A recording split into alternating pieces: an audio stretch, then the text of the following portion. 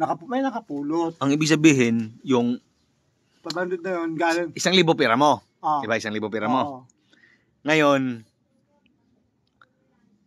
yung 1,000 na yun, pamalingki yun sa pambili mo ng mga macaroni, pansit, kung ano yung lutuin mo. 1,000 lang yung ano mo ngayon. Dumaan ka ng Anunas. Bumaba ka eh. Yan, bumaba ka sa Anunas, di ba? Bumaba ka. Ngayon, alam mo ba yun?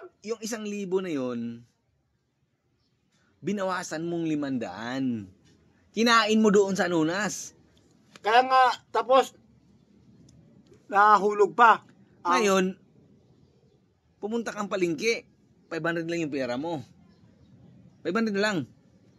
Kasi yung 1,000, nabawasan mo ng 500. Kayo galing, alam na. Galing sa bus mo. Bumili ka doon sa Anunas kasi gusto mo. Saan napunta yung na gamit yung 500 sa pagkatapos nun, saan napunta? Pagkatapos no yung 500 na natira kasi pumunta kang Nipobel, bumili ka doon, kumain ka doon eh. Kumain ka doon. Ngayon pumunta kang Pangpang. Ngayon pagpunta mo doon, naisipan mo 500 bitin na talaga. Di ba, bitin na yung pera mo. Ngayon bumalik ka ulit. Pumunta ka ulit Anunas. Ni-rolling mo ang 500 para ibabalik mo sa 1,000. Wala, hindi umabot.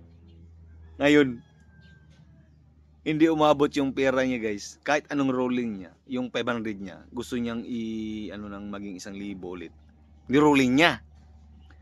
Ngayon, nanalo. May nakita siyang kaibigan. May nakita kang kaibigan eh. Meron nga. Ngayon, niyaya mo, tara, kain tayo. Sumama, di ba? Sumama. Ngayon, napasarap kayo eh, siyempre. Alam mo yung kwento doon, no? Alala mo ba hanggang napasarap kayo, yun, napasarap sila guys sa yung 500 niya, pinaparolling niya, pinaparami niya yun eh. Ngayon, may nakita siyang kaibigan, kumain sila hanggang napasarap guys, naubos. Yun, pag uwi niya sa kaya ang boss niya, nasaan na yung mga pambili. Ang sabi niya, yung pera boss, nahulog sa wallet niya kasi nagdaan siya ng basketballan. Siya na, hindi, nalaglag sa bulsa niya. Yung 100. Yung 1,000. 1,000. Nalaglag sa bulsa. Ngayon, siyempre, 1,000 na nun, di ba? Wala, 500 pa dati. Paliwanag ka na lang sa boss mo, paliwanag ka na lang. 500 yun, di ba? Ano sabi mo sa boss mo na, boss? Nahulog yung 500. Nahulog, boss. Pasensya ka na. Wala na yun. Baka ka na, lugi ng amo ko. Hindi na maulit daw yun guys. Sabi niya, din na maulit na. Bagsak na. Bagsak na negosyo guys. Kaya, alam mo yung geng. alam mo yung namin, yung namin ng negosyong budiga. Sa namin, halimbawa, yung mga kainan, mga lahat. Wala na, sarado na. Sarado na pala guys. Yung negosyo nila guys, sarado na. Wala na lahat. Wala na lahat. Kaya walang pag-asa. Pero may bago ng bagsak negosyo mga geng. Bagsak negosyo. Mayroon daw kamo ngayon, pataniman na lang daw. Yun guys. Anong klaseng tanim? Yung mga gulay-gulay. Yun guys, gulay-gulay na lang. Repolyo, mga sibuyas, bawang, kamatis. Yun. Yeah. Yan guys.